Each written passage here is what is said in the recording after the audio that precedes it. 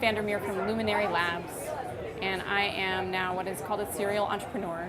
I'm through multiple changes in industry and also sectors, and most importantly, probably about 5 waves of technology. And I think I want to tell a story about those waves that happen in technology and the spaces in between the waves. I started out as a Wall Street tech analyst covering semiconductor capital equipment, and then like early internet stocks, Netscape, back in like the early 90s, to date myself. And I went to business school, I came out of business school, and I jumped head first into internet .com era, e-commerce, eyeballs and ad units. I took time off and jumped into a design innovation wave at Frog Design. Took time after that and actually came up here to Montreal for a weekend retreat to figure out what the heck I was going to do next, and somehow found my way into social data. Started a company that was recently acquired to a company called Dotchus Group, and most recently I'm in health tech and open data at Luminary Labs. And that's I think I counted 5 waves. I think, but the most important thing is knowing when to jump off a wave at the right time, knowing when not to ride it all the way over the tip and into the ground.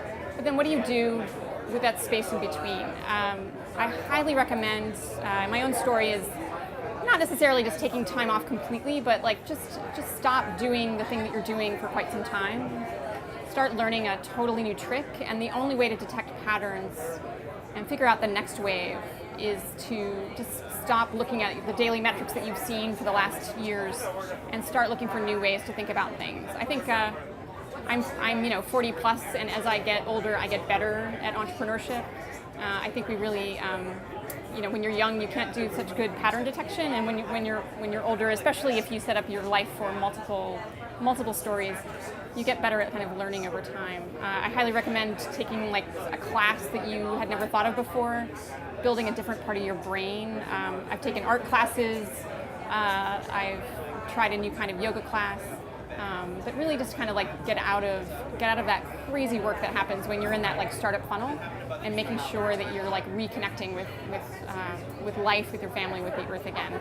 I love the work that I'm in right now of open social data. It's like everything I got to think about in just good old-fashioned big data, but with this huge social impact component, human health component, and I find I'm able to solve the problem in a completely different way than what I was optimizing for before.